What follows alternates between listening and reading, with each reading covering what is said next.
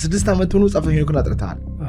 እኛም የመኖራችን ሚስጥር ሄኖክ ባለመሞቱ ምክንያት ነው። እንግዲህ ሄኖክ ማን ነው? ሄኖክ ሳውን የት ነው ያለው? ኢትዮጵያዊ መሆኑን ዓለምም ያውቀዋል። መጽሐፈ ሄኖክ ምንድነው ብትባል ምንድነው የምትለው? መጣፍ ጂሰስ መጣፍ ሐሳቡ ማለት ነው። ካሁን ለምሳሌ ፓወርፉል አሮኖ ሰዎች ይግባቸው አይግባቸው አላውቅም። ማን የገለጠላቸው?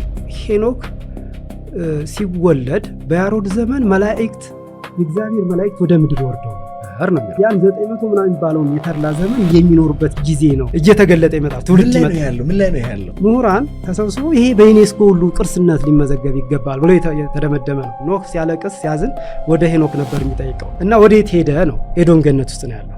ምንድናቸው እነዚህ ነገሮች? ለምን ተለያዩ? ለምን አንድ አልሆኑ? እግዚአብሔር የሚባለው ነገር ከአይምሮ በላይ ነው። አዳም ሲፈጠር ዘላለማዊነት የሰው ልጅ ስልጣን እንደሚወስድ ሰይጣን ያውቅ ነበር። በቀዝቃዛዋ እንዳይመስል በንፍሯ እንደ አፋር ላይ የሚንተከተክ ሳት ላይክ እንደዛ ዛሬ የዋለው ቀን የዛሬ ዓመት ታገኘዋለህ። እለቱን ቀኑ ምንም ሳይናወጥ መጋቢት አንድ ሁል ጊዜ ሁሉ ቤቃ ስለራሱ ቀለለኛ ይሁነው ብሎ ለካዲው መልአክ የጥበብን ጅረት አጎናጽፎ አለቅነቱ በሰማይ መዝገብ ተጽፎ እግዚአብሔር ፍቅርን አብዝቶበት የጥበብን አክሊል ቢደፋ ልቡን በትዕቢት እየነፋ ዘላለማዊ ጥፋትን ሲያጠፋ እኔ ነኝ ፈጣሪ ብሎ የአባቱን ልብ አስከፋ። እነ ሉዶልፍ ጀርመናዊ ተመራማሪዎች ግዕዝ ላይ ይህን ያህል የተረባረቡ ስለምንድን ነው የሚለውን በደንብ አስቀምጨዋለሁ። ለምን የተረባረቡ? ጂሰስ ይሄን አንተ ዲስከቨር ያደረከው? አልበርት የሚፈልገው አንድ ቁጥር ነበር። አልበርት አንስታይን የእግዚአብሔርን ቁጥር ብሎ ማለት ነው። እሱን እኔ ጽፌዋለሁ። እንግዲህ ሄኖክ ማን ነው? መጻሕፍትን ስትመረምር የተጻፈውን ሁሉ ብቻ እንዴት ነው የምትረዳው? ሄኖክ ማን ነው የሚለውን በደንብ ዲቴይል ማወቅ አለብን። ዘመኑ መቼ ነው? ለመቼ ዘመን ነበር የጻፈው? ለዘላለም ደግሞ ወዴት ነው የነበረው? ሄኖክ ሳውን የት ነው ያለው የሚል ጥያቄዎች ይጠይቃሉና በመጀመሪያ ሄኖክ ስለ ሄኖክ መጽሐፈ ኩፋሌ በደንብ ይገልጸዋል። መጽሐፍ ሄኖክ ላይም ራሱን የቻለ በነገራችን ላይ መጽሐፈ ሄኖክ ብራና ነው፣ ግዕዝ ነው። በትርጉም ደረጃ 80 አሐዱ ላይ የተካተተውን ነው ብዙ ዓለማት የምናውቀው። እንደውም አብዛኛው ምዕራባውያኖች ይሄ ከኔፍሌም ከወደቁ መላእክት ጋር ያለውን ብቻ ነው ብዙ ሲጽፉት ሲተርኩት የምታየው። በቪዲዮም በተለያየ ጥበብን አግኝቷል የሚል እምነት ስላላቸው በተሳሳተ መንገድም ይጽፉታሉ። ነገር ግን ሄኖክ ያው ኢትዮጵያዊ መሆኑን ዓለምም ያውቀዋል። ለምን ቢባል ግዕዝን የሚናገሩት ኢትዮጵያውያኖች ስለሆኑ ገና ቋንቋ፣ ሃይማኖት፣ የሰው ልጅ ማመን የተጀመረው ከሄኖክ ጀምሮ ነው። እነ ሉዶልፍ ጀርመናዊ ተመራማሪዎች ግዕዝ ላይ ይህን ያህል የተረባረቡ ስለምንድን ነው የሚለውን በደንብ አስቀምጨዋለሁ። እውቀቱን ለማግኘት ነው። እንግዲህ በሁለት መንገድ ልታየው ትችላል። እውነተኛ ቃልንም ሊለውጡ ይችላል። ኦልሬዲ መጽሐፉን ከወሰድኩ በኋላ ወደዛ ትውልዱ ያን ነገር እንዳይመለከት እንዲናቅ፣ የጥበቡ መንገድ እንዳይታወቅ ያንን ነገር ለማስወጣትም ስራ ሰርቶ ሊሆን ይችላል። አንተ መቼ ነው መጽሐፈ ሄኖክን ማጥናት የጀመርከው? 16 ዓመት ሆነኝ። 16 ዓመት ሆኖ መጽሐፈ ሄኖክን አጥርተሃል። እንደው በዚህ ጥናት ውስጥ ያገኘው ግኝት ምንድን ነው? መጽሐፈ ሄኖክ እጅግ የተለየ መጽሐፍ ነው። እኔ ካየኋቸው መጽሐፍቶች ሁሉ በመንፈሳዊ ሕይወት የሰው ልጆች ሁሉ በምድር ሲሞቱ ሄኖክ ሞትንም አልሞተም። እኛም የመኖራችን ሚስጥር ሄኖክ ባለመሞቱ ምክንያት ነው ብዬ አምናለሁ። ብቻ ሳይሆን የደረስኩበትም ነገር ስላለ ነው። ሄኖክ አስቀድሞ በራእይም በትንቢትም በኤዶም ገነት ውስጥም ሆኖ መጻሕፍትን ሲጽፍ ለሰው ልጆች ሲጽፍ ስለ ጌታ መምጣት እንኳን የሰው ልጅ የፍርድ ስልጣን ተሰጠው፣ ስሙንም ያመሰግናሉ፣ ከዋክብት ብርሃናት ሁሉ ቃሉን ይመልሱለታል እያለ ስለዛ ስለ መናፍስት ጌታ በእኛ ትውልድ መጥቶ በምድር ሰው ሆኖ ተወልዶ ዓለምን ሁሉ እንደሚያድን እንደውም በመጽሐፈ ሄኖክ ምዕራፍ 13 ጥበብ ሁሉ በዙሪያው ይከቡታል፣ ቅዱሳን ጻድቃን ሁሉ ያመሰግኑታል፣ ያዘኑ ልቦናቸው ይረጋጋሉ፣ ሰላምና ተድላ ፍትህ ርትዕን ሁሉ ያድላቸዋል እያለ ይገልጸዋል። ሄኖክ እንደዚህ ያለ ጥበብን እያስተማረ ምንን ተከተሉን ያለው? ጽድቅን። ኖህ ማነው? ኢዮብ ቅን ሆነ ተገኘ አይደል የተባለው? ጽድቅህ እንዲገለጥልህ እንጂ አንተን ልፈትንህ አልነበረም ይላል እኮ እግዚአብሔር ሲያናግር። ጽድቅህ እንዲገለጽልህ አንተ ቅን ሆነህ ተገኝ አለው። ቅን ሆኖ ስለተገኘ ከመንግስተ ሰማያት ዲያብሎስን አባሮታል። አስቀድሞ እንኳን ጥለውታል። ክርስቶስ ወደ ምድር መጥቶ እኛን ነፃ ሲያወጣ እስካወጣበት ጊዜ አስቀድሞ እንኳን በኦሪት እነ ኢዮብ ብዙ አባቶቻችን ድል አድርገውታል ማለት ነው።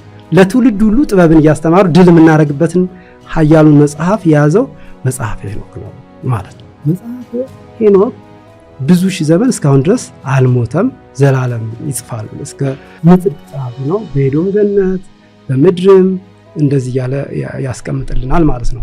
እና ግጥሙንም በዛ አንግል እየተቃኘሁት ነው የጻፍኩት ማለት ነው። ለምሳሌ መጽሐፈ ሄኖክ ላይ ብዙዎቻችን የምናውቀው ታሪክ አለ። እዛ ታሪክ ላይ የወደቁ መላእክት አሉ። እነዚህ የወደቁ መላእክት በስማዚያና አዛዜል አማካኝነት ከዛ ደግሞ ለሰው ልጆች ማለት የወደቁት ሴቶችን አይተው ተመኝቷቸው ነው ይላል። ከዛ ደግሞ ለሰው ልጆች ደግሞ መጥተው ያስተማሩ ትምህርት አለ። ቅድም ካልከው ነገር ጋር ይገናኛል ወይ?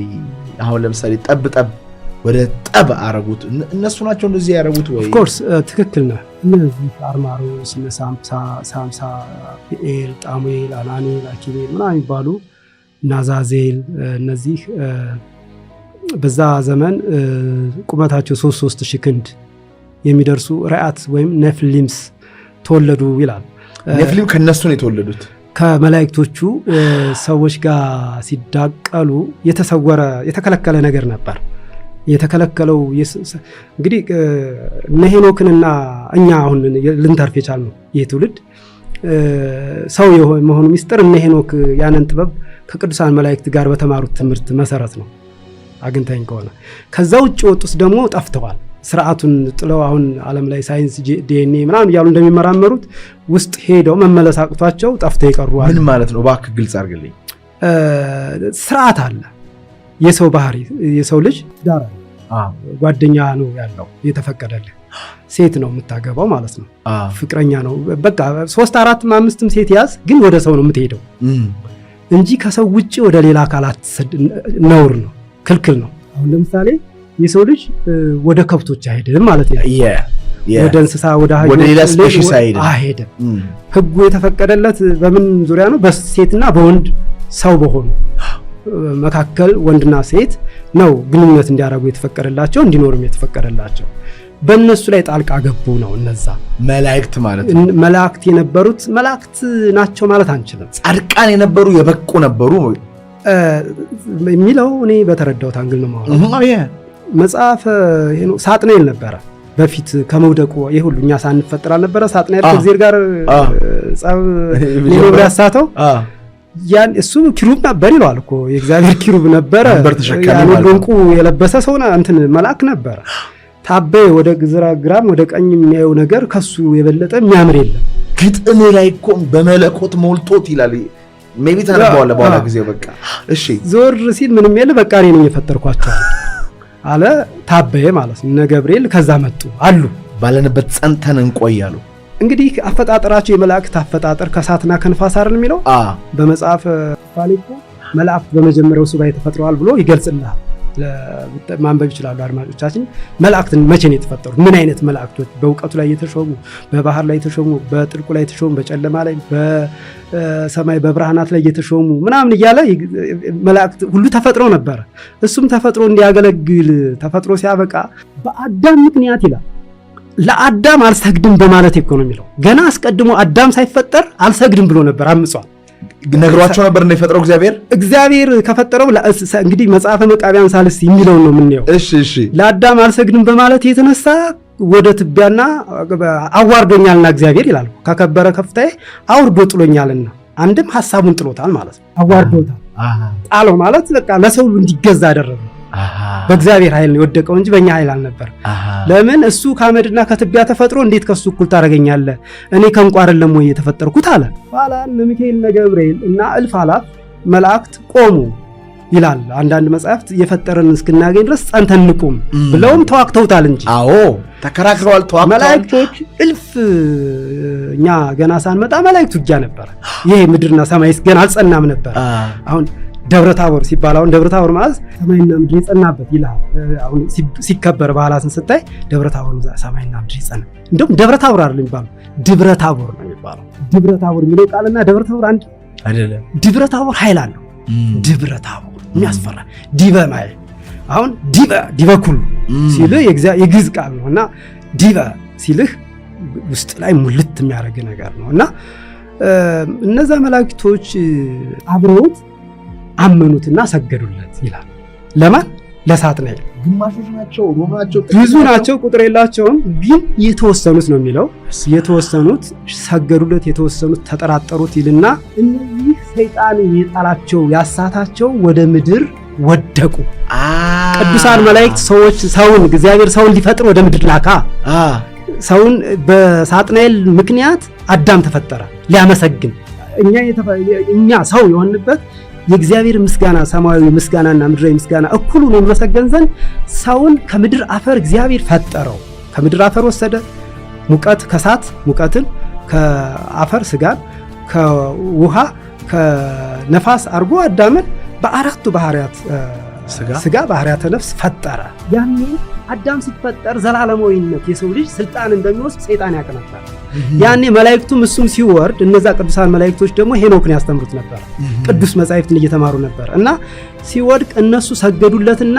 እነዚህ የወደቁት እና አርማሮ ሳምሳፔል የሚባሉት እና ኪቤል የሚባሉት መላእክቶች ለሰው ልጆች ማስተማር ጀመሩ ኃጢአት አንደኛ የሰው ልጅ ወደ እንስሳት ሂዶ እንዲዳራ ግብረሰዶም ከዛ በኋላ ጦርነትን የሚያስመጡ አጋንንት መስለው በሟርት ማሟረትን በመታት መግደልን በምን የሚባለውን ያንን ነገር አመጡና ማስተማር ሲጀምሩ ለኖህ የኖህ ልጆች አለቀሱ ይላል እነሆ አጋንንት በቁራዎች ሁሉ እየተመሰሉ በስጋ አካል ላይ ሁሉ እነዚህ ሰለጥኑ ነበር የሰው ልጅን ስለተገዳደሩ ማለት ነው ሲጮው ሲያለቅሱ እነሆ ሰውን እያሳቱ አይምሯቸውን እያሳጡ እያሳበዷቸው ነው ምን እናድርግ ሲሉት ለኖህ በኩፋሌ ላይ ምን ይላል እናግዛቸውና ወደ ጥልቁ ይጣሉ እስማዚያ ማን ነው መስቴማ ይባላል ያጋንንት አለቃ መስቴማ የሚባለውን ጠርቶ ወደ 9 ነገድ አወረዳቸው ወደ ጥልቁ ታሰሩ ድጋሚ በኖህ ዘር ላይ ቀጥተኛ ምንም ስልጣን እንዳይኖራቸው ተወገዙ በቃል ታሰሩ ማለት ነው ከዛ በኋላ ሰው ራሱ ሂዶ ፈቅዶ ራሱ በቃ ሰይጣን በቃ ፈልጋለሁ ብሎ ከእግዚአብሔር ካልወጣ በቀር ምንም ስልጣን የላቸው ኦኬ እንደዛ ግን ተደርጓል የሰው ልጅ ግን በነጻ ፈቃዱ ሄዶ ሰይጣኖችን ማውጣት ይችላል ከዛ በተረፈ ግን ሰው ላይ ስልጣን እንዳይኖራቸው የተደረገው ያኔ ነው ከዛን ጊዜ ጀምሮ ከኖህ ጥፋት በኋላ ጠፋ አይደለ ያኔ 3000 ክንድ ነበሩ ማለት ብዙ ነው ግዙፍ ናቸው ራያት ናቸው ኔፍሌም ናቸው ሰውን ሁሉ ሲያጠፍ በምድር እግዚአብሔር ያንን ሰባቱን ስቁረት የምድር ሻሻቴ የሰማይን ሻሻቴ ከፍቶ መርከቧ ተሰርታ ስታልቅ በ17ኛው ቀን ዘጋው መርከቡን እነሱ በሙሉ ያሳቱት ይሄ አይምሮውን ምን የሰጠ ላይክ ሆረር እንደምትለው እንደዛ አይነት ባህሪ በሙሉ ሰጠመ ጠፋ በምን በንፍር ውሃ ነው የሚለው ኢዝናት በቀዝቃዛው እንዳይመስል በንፍር ውሃ በጋለ ማለት በእንዲ አፋር ላይ የሚንተከተክ ሳት የለ ላይክ እንደዛ አጥፍቶት አሁን አለቶችን ስታይ ኮረብቶችን ስታይ ምናምን ድንጋይ ተጣብቆታ ያለ የሉም አጥፍቷቸዋል በመጽሐፈ ሄኖክም እነዚህ ከሰማይ መላእክት የተፈጠሩ ሰማያዊ ነበሩ እናንተ ከምድራዊ ስጋዊ የነበሩ በምድር ምን ይሆናሉ ክፉ መናፍስት ይባላሉ ፍርድም ሳይደረግ አስቀድመው ይጥፉ ጠፍተዋልም ይላል ይጥፉ ይላል ግን ሰዎች ብዙ ጊዜ ዕውቀት ለማግኘት እያሉ መንፈስ ሲጠሩ ይውላሉ ገብቷል በመንፈሳዊ ህይወትም ላይ ሆነው እንዲህ ነው እንደዚህ ጨንገር ምን በጣም አዝናለሁ ለምን ይጥፉ ብሏል አዛ ላይ የጠፉም ይሁን ብሎ ኃይል ሰጥቷል ከዛ በኋላ የሰው ልጅ ከዚህ በኋላ ምድር በእውነት ትታረሳለች ፍሬንም ትሰጣለች እያለ እግዚአብሔር ቃል ኪዳኑን አጸና ምልክቱን ለዘላለም በምድር ላይ በዘር ኖህ ቃል ኪዳን ሲገባም እነሆ ቀስቴን በደመናና በምድር አርጌ እሰጣለሁ ያንን ስታይ ለዘላለም እንደማርኩ ምህረት እንዳለ በመካከል እንዳለው ታውቃለህ መላእክቴም በአንተ ላይ እጃቸውን እንዳይዘረጉ እነሆ ቀስቴን በምድርና በሰማይ ዝናብ ዘነው እንግዲህ ከሄኖክ የምንጀምርበት ሄኖክ ማን ነው ሄኖክ ማን ነው ሄኖክ እስካሁን ድረስ መጽሐፉ ስለምን ኖረ ስንል ሄኖክ በዘላለማዊ ህይወት ውስጥ በጥበብ ውስጥ ስለሚኖር ነው ደግሞ ተበርዟል የዛሬ 2008 ላይ ነው ጥናት የወጣው ይሄን አእምሮአዊ ንብረት ምናምን ባለው ይሄ በዚህ ዓለም ላይ ያለው ኦርደሪንግ አለ የህግ አሰራር አለ እሱን ተከትዬ ሲሄድ ያኔ ቃ ፊደል ነው ያለም ሁሉ ፊደል ሰብስባ ያዘችው የሚለውን የእንግሊዘኛ የግሪክ የአርማይክ ፊደል ሁሉ ከአንድ ቃል ተገንቷል የሚለው የመጽሐፈ ሄኖክ መጽሐፍ ነው ባጭሩ መጽሐፈ ሄኖክ ጥበብ ነው የቀዳሁት ይሄን ዕውቀት ቀድቼ ለትውልድ መስጠት አለብኝ እሱ ለኔ ሲያስተላልፍ እኔ ላንተ ሰጣለሁ አንተ ለሌላ ዛስ ያለው ዕውቀቱ ዲያቆን ዳንኤል ክብረት ነበር አወያየ ነበር ይሄን መጽሐፍ ሳቀር በመዘክር ላይ ስንቀር ባህል ሚኒስተር ዶክተር ወረታው እና ዳንኤል ክብረት አወያየ ነበር በዚህ በመንፈሳዊ ህይወት ቀረብ ያለ የግዕዝ ግንዛቤ ያለው ሰው ነው ዕውቀትም ያለው ሰው ነው እንዳልኩ እንደውም ግሪክ መሄድ አለበት ያኔ የመጽሐፈ ሄኖክ በየዓመቱ ጉባኤ አለ አባ ኪዳን አባ ዳንኤል የሚባሉ በየዓመቱ ኮንፈረንስ ላይ ይሳተፋል። እዛ እንደውም በርትተህ መሄድ አለብህ ምናምን ብሎ እንዴት ብሎ ያጨበጨበበት ያደነቀበት ሁኔታ አለ። ያኔ እነ ፕሮፌሰር ሽመልስ እነ ፕሮፌሰር ተሾመ የአዲስ አበባ ዩኒቨርሲቲ ሊንጉስቲክስ ሁሉም ገብተው ቀርበው ውይይቱ ሲደረግ እነ ፋዘር ምሁራን የተባለ በኢትዮጵያ ውስጥ ያኔ ሲያጨበጭቡልኝ ያስጨበጨበልኝ ግን የትኛውን ይሄ ቃል ነው፣ ይሄ ጥበብ ነው። እንዴት ድንቅ እውቀት ነው! በአንድ ፊደል ውስጥ እንዴት ፊደል ሊኖር ይችላል? ይሄን ሐሳብ እንዴት አሰበው ነው። ይሄን ማሰብ ይከብዳል። ለምን ሰው ሁሉ ፊደል ቆጥሮ ፊደሉን ብቻ ለማንበብ ነው እንጂ የሚሄደው በፊደል ውስጥ ደግሞ ሌላ ፊደል አለ። በእውቀት ላይ እውቀትን እንዴት አድርገህ ነው የምታንሸራሽረው? ሐሳብ አዲስ ሐሳብ እንዴት ልትፈጥር ቻልክ? እንዴት ከዚህ ዓለም ሰንሰለት እንዴት ልታመልጥ ቻልክ? እንዴት ልትወጣ ቻልክ? ምናምን የሚል አድናቆትን ሰጡ በጊዜው። ከዛ በዩኔስኮ ሊመዝገብ ተብሎ አሁን በሚኒስቴር ደረጃ የተወሰነ ይጥራል አሳያለሁ ዶክመንቶች። ይሄ ቅርስ የራሳችን ነው ተብሎ ምሁራን ተሰብስበው ይሄ በዩኔስኮ ሁሉ ቅርስነት ሊመዘገብ ይገባል ብሎ የተደመደመ ነው። ወደ ዋናው ነጥብ ስንመጣ ወደ ትውልድ ሄኖክ ማን ነው የሚለው በዛም ጊዜ እንግዲህ ከኖህ በፊት ማለት ነው ከኖህ ጥፋት በፊት የነበረ ሰው መጽሐፉን ግን አስቀምጦልናል። ለማን ስለተሰጠ? ለኖህ ስለተሰጠ ጽፎ ለኖህ ሰጠው። የልጅ ልጁ ነው። ኖህ ሲያለቅስ ሲያዝን ወደ ሄኖክ ነበር የሚጠይቀው። ማቱሳላ ኖህን ሲወልደው ምንድን ነው ያለው? ከእግዚአብሔር ምድርን በረገማት ምድር ላይ እረፍት የሚሰጠኝ ልጅ ነው ብሎ ስሙን ኖህ አለው ይላል። እረፍት የሚሰጠኝ ልጅ ነው። ከመጽሐፍ መጽሐፍ ሄኖክ ሞር የሄኖክን ፓርት በደንብ ያውቃል። ኩፋሌ ግን በደንብ ይገልጸዋል። እንደገና ደግሞ ሄኖክን ወሰድ ነው ይላል። ሄኖክ ከነገር አስቀድሞ ሄኖክ ተሰወረ። ጥቅጥቅ ከነገር ካመጽ ይሄ አሁን ክርክር ምናምን ባለበት ውስጥ ሄኖክ የለም። ልክ ክርክር ሲጀምር ሄኖክ ተሰውሮባቸዋል። ገብቷል። እና ወዴት ሄደ ነው? ኤዶም ገነት ውስጥ ነው ያለው። ኤዶም ገነት ውስጥ እንዴት ኖረ? በምድር እግዚአብሔር በምድርም አለ በደብረ ቅዱስም አለ ስንል የእግዚአብሔር 4 ቦታዎች አሉ በምድር ኤዶም ገነት፣ ደብረ ጽዮንና ሲና፣ ደብረ ሲና፣ ደብረ ጽዮን፣ ደብረ ዘይት ማለት እነዚህ ደብረ ሲና፣ ደብረ ዘይት፣ ገነት አንዱ ምንድነው? ኤዶም ገነት፣ ደብረ ሲና፣ ደብረ ዘይት፣ ደብረ ጽዮን ምንድን ናቸው እነዚህ ነገሮች? ለምን ተለያዩ? ለምን አንድ አልሆኑ? እንግዲህ ሄኖክ ኩፋሌ ላይ የሚልህ እግዚአብሔር በምድር 4 ቦታዎች አሉት ነው የሚለው። 4ቱም ቦታዎች ይጠቅስልሃል። አሁን ለምሳሌ ናዝሬት እንትን እንደምትለው የተሰወሩ ማንም ማለት እግዚአብሔር የሚባለው ነገር ከአይምሮ በላይ ነው። ዝም ብለን አሁን በዚህ ዓለም እኛ እናመሰግናለን ምስጋናውን እንትን ሲሉ እግዚአብሔር ማለት ምልህ ሰውን ያህል የፈጠረን እንደው ዝም ብለህ እስቲ አስበው። ለማሰብ ነው ከብደ ፈራና አንዳንዴ ከአይምሮ የሚወርቅ ይችላል። አሁን እንደ ቀልድ አድርገን እንደምናወራው አይደለም። ያ ይረዳሉ። እሺ እግዚአብሔር የሚለው ቃል በግዕዝ እንኳን ሚስጥር አለው። ዝም ብለህ የምጠራበት ስሙን ለመጥራት እንኳን ተነሽነት አለው። ስታነበው እንኳን ተነሽ እግዚአብሔር እንግዲህ ስታነበው እንኳን ሰያፍ ነው ይልሃል። ይሰይፋል ራሱም እኮ ቃሉ እግዚአብሔር የሚለውን ቃል አጠራራለሁ። ሰያፍ ነው፣ ተነሽ ነው፣ ወዳቂ ነው። የግዕዝ አስተምሮት ነው። ተነሽ ነው፣ ወዳቂ፣ ይሰይፋል ይልና ይነሳል፣ ይወድቃል ብሎ የምትጠራበት ዜማ ይወስነዋል ልልህ ነው። ግን አሁን ወደ ዋናው ፖይንታችን ስንመጣ ሄኖክ አካሄዱን ሁሉ ከእግዚአብሔር አደረገ፣ ከነገር ሁሉ አስቀድሞ ተሰወረ። ሄኖክ ስለሚመጣው ቅዱስ እግዚአብሔር ሰው ሆኖ ሲወለድ ሰውን ለማዳን እንዴት እንደሚመጣና መላእክት ሁሉ ረቂቅ ዙፋኑ ምን እንደነበረ ኪሩቤሉ ምንድነው የእግዚአብሔር ዙፋን ደጃፉ እሳት ረቂቅ መላእክትን አሁን እንኳን በዚህ ዓለም ላይ ያለው አስተምሮ ክንፍ ያላቸው ምናምን አድርጎ እንደዚህ ነው የሚያሳየው። የእነሱ እኮ የወፎች ባህሪ ነው። ወፎች ክንፍ አላቸው። በ6 ክንፍ ኪሩቤል ይሸፍናሉ የሚለው ያሳምናል።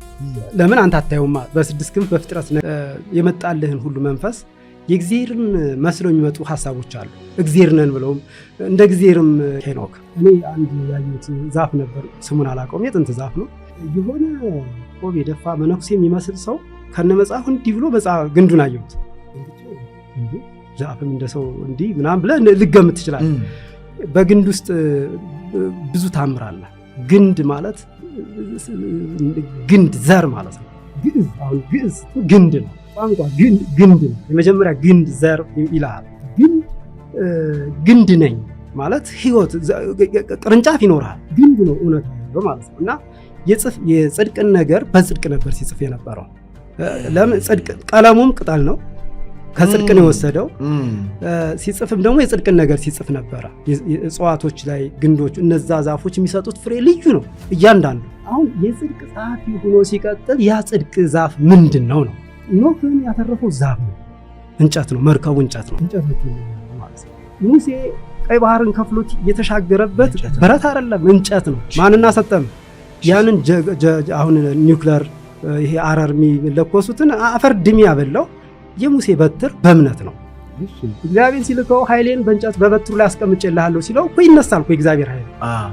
እግዚአብሔር ስራውን ፈጽሞ ሲጨርስ እኮ ኃይሉን ይመልሳል እኮ ለዘላለም። በዛው ኃይሉን ጥሎ አያረክስም አምላካችን። በትሩን ይዞ ሲሄድ በእሱን ባህር አትለውም ወይ ሲለው ይሰነጠቅ ነበረ። ባህሩ ተከፍሎ እስራኤላውያኖች እንዲሻገሩ ቀይ ባህር እንዲሻገሩ አደረገ። ምን? እንጨት በትር። በትረ ሙሴ የሚለው በትር ነው። አየው፣ አማርኛ ነው፣ በትር ነው። ዘንግ ነው። ዘንግ ማለት ዘጌ። አሁን ለምሳሌ ዘንጌ እና ዘጌ የምትባል ሀገር አሁን ደሴት ነች፣ ጣና ውስጥ ያለች ቦታ። ዘንጌም ያለችው እዛ ነው። ዘንጓ ተቆራርጣ 3 ዛፎች ሆነች ምናምን የሚል ደግሞ ሌላ አስተምሯል። አሁን ሙሴም እስራኤላውያኖችን ሲያሻግር እንጨት ነው። ታቦተ ሕጉ ስርዓቱና ሕጉ የተጻፈበት ቃል ኪዳኑም እንጨት ነው። ከሰው መርጦ ለሹመት ከእንጨት መርጦ ለታቦት የተባለበት ታምር ስትወስድ እንጨት ነው። ምን የተጻፈበት?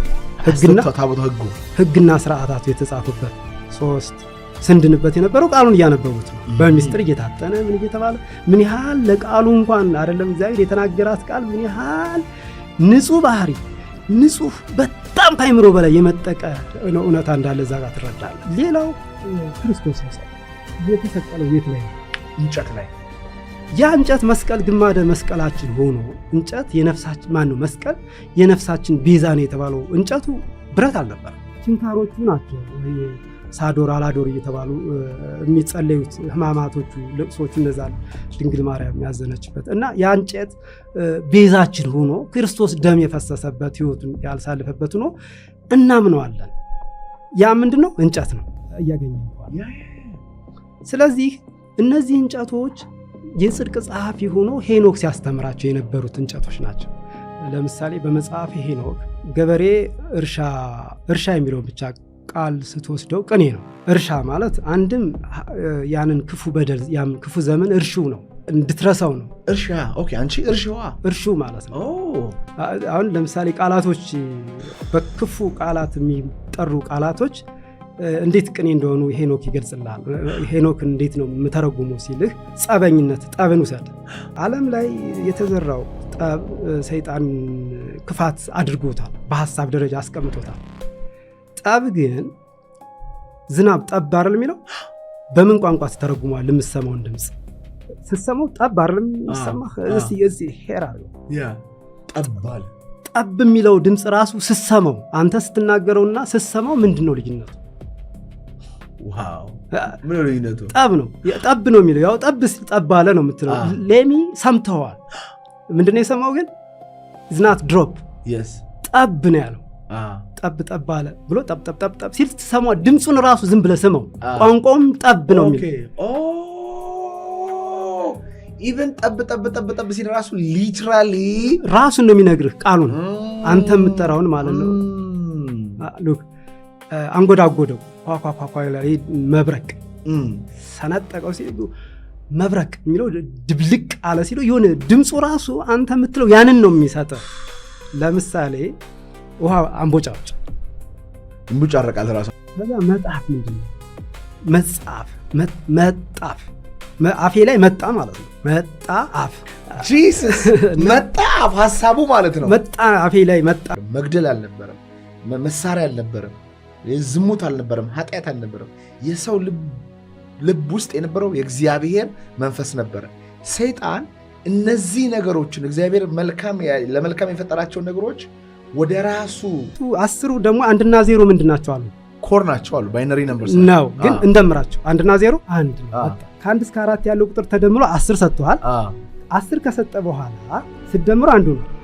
አሁንም ደግሞ 3 ጨምርበት ከ4 ላይ ከ1 እስከ 7 ያለው ቁጥር ሲደምረው 28 ነው። አራታው ይሄ ሉክ 1 4 7 10 እየሄደ ነው። ከ1 እስከ 7 ያሉትን ተከታታይ ቁጥሮች ሲደምራቸው 28 ነው። ኦኬ 2 እና 8ን ሲደምሩ 10 ነው። 1 እና 0 1 ነው።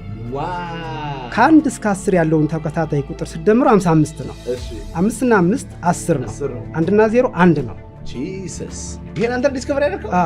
ከዛ ከ1 እስከ 13 ያለው ከ10 ላይ 3 አምን ጨምረው ከ1 እስከ 13 ያለው ቁጥር 91 ነው። 9 እና 1 10 ከ1 እስከ 16 ያለው ቁጥር 136 ነው መልሱ። 1 3 6 ሲደመር 10 ነው የሚመጣው። 1 እና 3 4 4 እና 6 10 1 ይመጣል። ከ1 እስከ 19 ያለው ቁጥር ሲደመር 190 10 ይመጣል 1 ይሆናል። ከ1 እስከ 22 ያለው 253 ከዛ እያልክ ሲሄድ እስቲ ከ1 እስከ 94 ያለውን ቁጥር ስትደምረው 4470 4 እና 4 8 8 እና 7 15 15 እና 1 16 ሰጠ። 1 እና 6 7 ሰጠ። ከ1 እስከ 7 ያለው ቁጥር ማን ነው 7 ማለት ደግሞ ከ1 እስከ 7 ያለውን ቁጥር ስትደምረው 28 2 እና 8 28 ጌታችን ያረፈበት ቀዳሚ ሰንበት 2 እና 8 10 1 እና 0 1 እያለ ኢንትሪሊየን ስትሄድ 1 4 እና 7 አንድ ቁጥር ናቸው። ስላሴዎች በአካል 3 በአምላክነት አንድ ናቸው የሚለው ሚስጥር አንድም አንድ ነው። 4ን ስትደምረው 10 ሆኖ 1 እና 0 ስትደምረው 1 ይሆናል።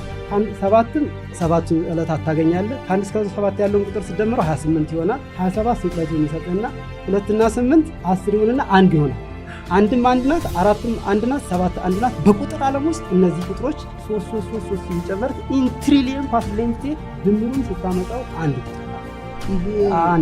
ይሄ ማትስ ላይ ምናምን ነገር የለም። እኔ ነኝ በራሴ ሀሳብ ክሬት ያደረኩት ነው ማውራት የለም ይሳለ። ሁለተኛ በሚዲያ ላይ የዛሬ 27 ካላንደሩን ከሰራሁት በኋላ የሄኖክን ካላንደር አሁን እዚህ ጋር አይተው ከሆነ የዘመን ስርዓቱ የዘላለም ስርዓት የምንድንበት ይሄ ቀመር ነው። ሙሉ ቀመሩን ነው የሰራሁት እዚህ ጋር ላይ ማለት ነው። ይሄ ቀመር ነው።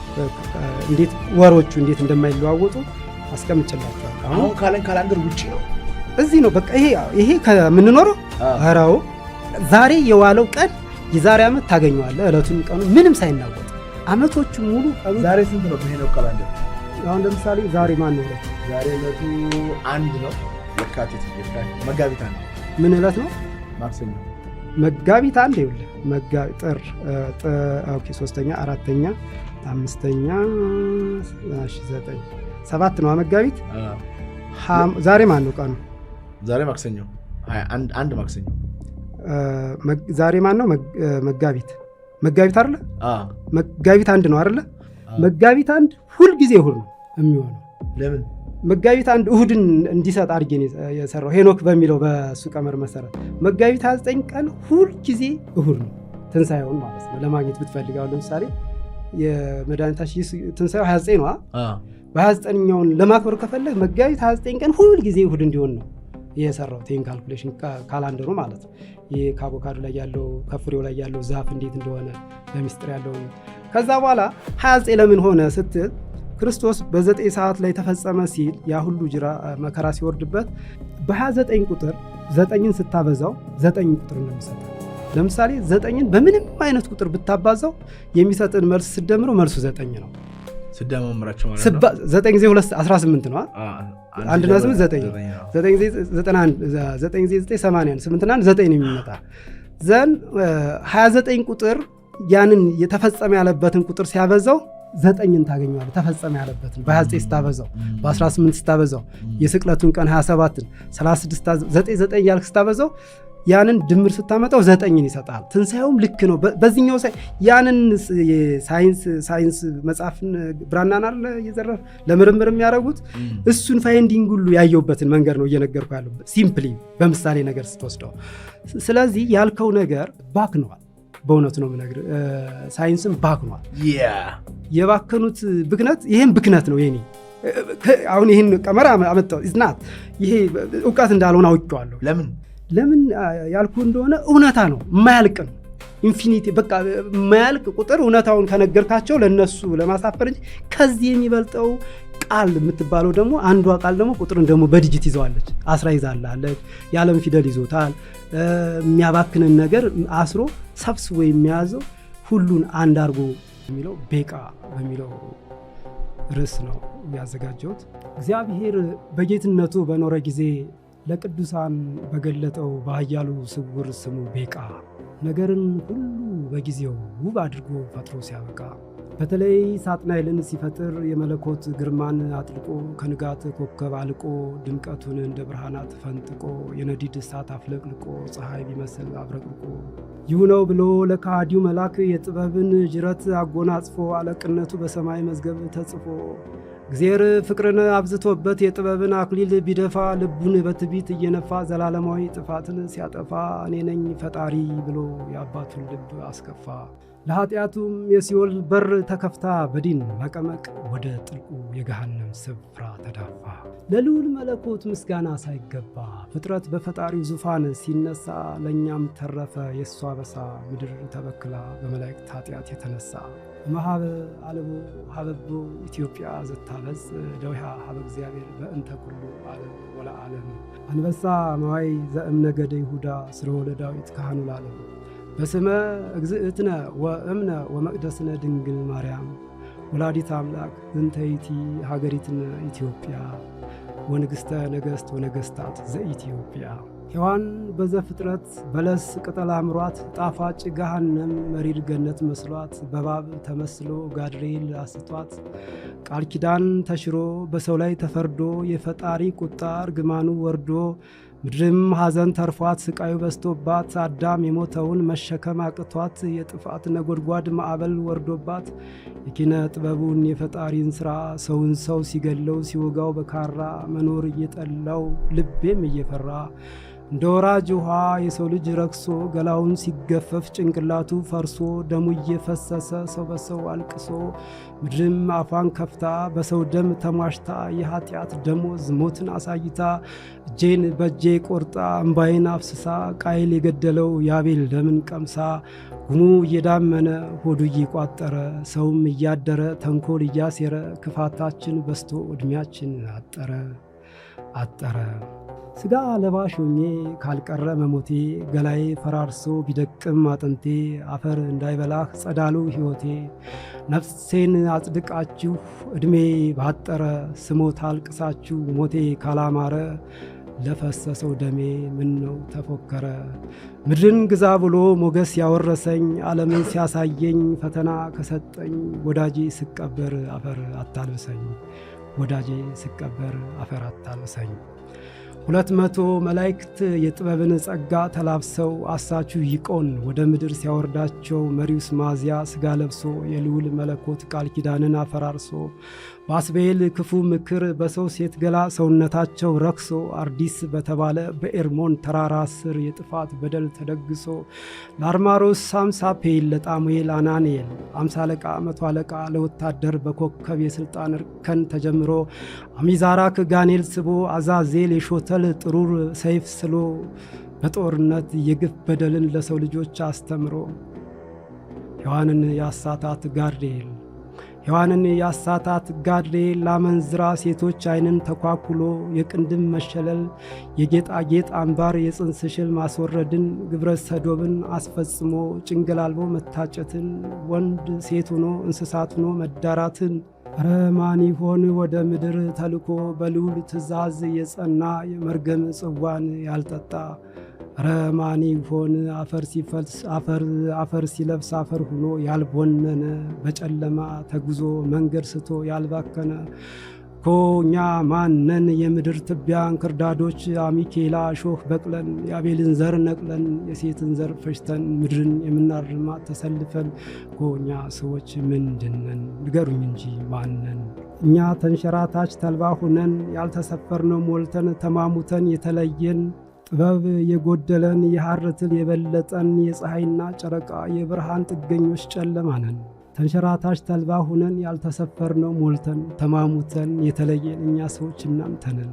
ምድር በሰው ክፋት ተሞልታ በርኩሰት ተበላሽታ ምድር በሰው ክፋት ተሞልታ በርኩሰት ተበላሽታ ግፍና በደልን ተሸክማ የኃጢአት ቆሻሻውን አከማሽታ ዓለም ስትጠፋ በጥፋት ውሃ ስትመታ ለኃጣኖች የሲኦል በር ተከፍታ የጻዲቁ ያቺ መርከብ ተሰርታ ኖህና ቤተሰቡን ለዘር አስቀርታ ምድርን ጨለማው ሲሸፍናት ደመናው ሲከልላት የአርሞኒየም የጠል ሰቆቃ ውሽንፍር አውሎ ንፋስ ሲነፍስባት የነጎድጓድ ድምፅ እያሰማ ማዕበሉ አናወጣት።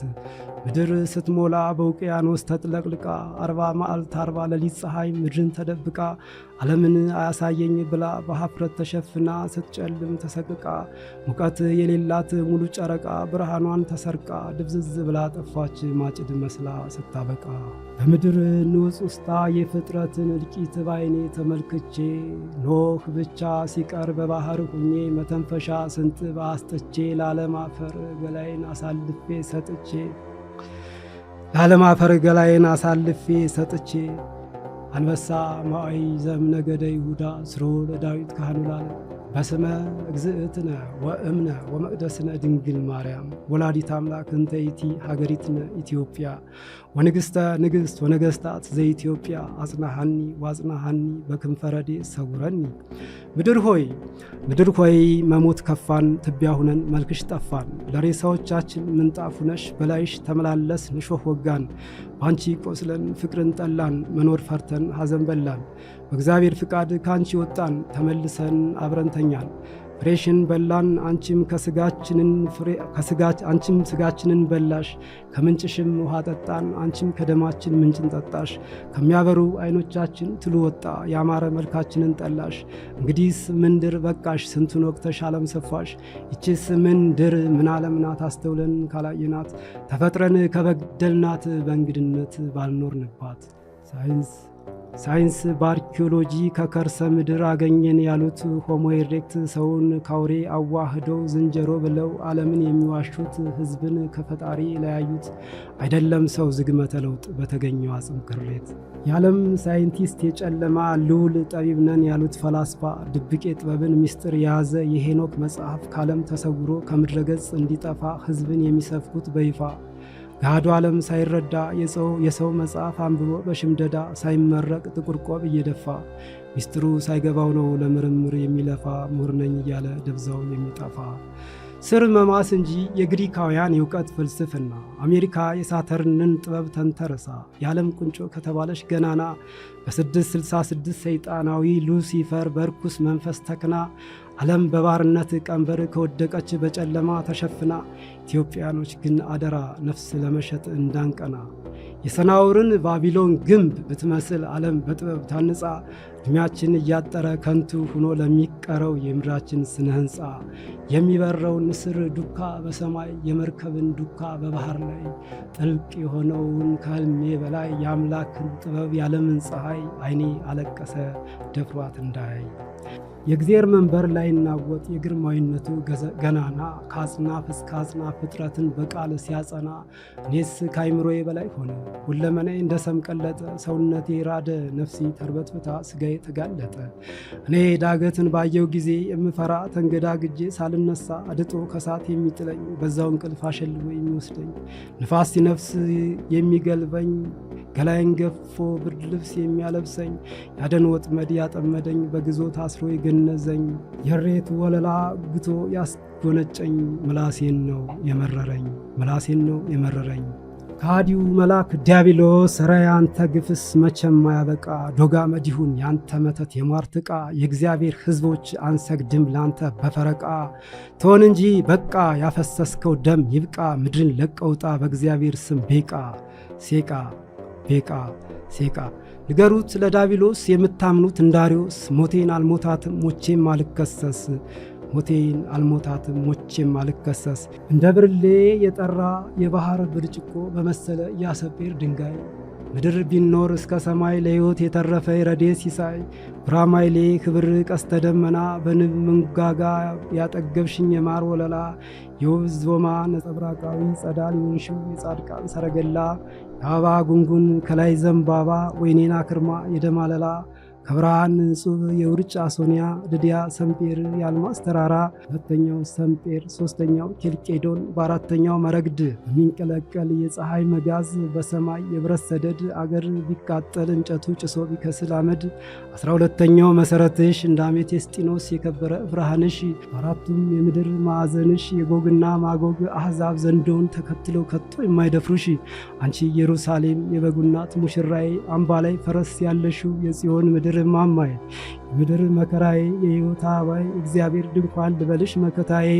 ረሳሽ ይርሳኝ ምላሴን ታጥፋ ክላቃዬ በጉም ጭቅቅት የሌለበት የሕይወትን እስትንፋስ እፍ ብሎ በደሙ ለንስሐ ያስታጠባት ባሪያ ምሳሌው የፈጠራት ይህችን ገሊላ ምን ልበላት ነተይ ተመለሽ በሏት ቤተልሔምንም እዝራ ነው በሏት የሰማይ ቀፎ ማር ተሸክሞ የጣዝማ ትንኝ አበባ ቀስሞ መርዘን ሲተፋ እሾህ ከሆዱ የንብ ሰራዊት ሰልፈኛ ቁሞ ዓለም ሳይሰማ ምድር ታስሶ ለኤዶም ገነት አፈር ተቅሞ ከበርባዶስ ሐኖስ ሰማይ ተጥዶ ሰው በምርምር ህሊናውን አስጠምዶ ለምጽአት የነፍስ አጨዳ በደባየት ህዝብ የሚወቃ አምላክን ተወራርዶ በአጽናፋት የነፋስ ሞገድ ዓለም አፍግጎ በፀሐይ ስም ኦሪያሬስ ፍምን አንድዶ በውቅያኖስ የባህር ዘንዶ በምድረ በዳ ብሄሞት ወርዶ ወየው ለዓለም ክፉ መርዶ ረመጣብን የጭንቅ ቀን አርማጌዶ ኢትዮጵያ ዘታበጽ እደዊሃ አበ እግዚአብሔር በእንተ ኩሉ ዓለም በእንተ ኩሉ ዓለም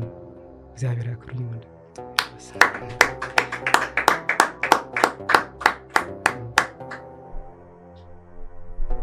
ቃለ ሕይወትን ያሰማል። አሜን።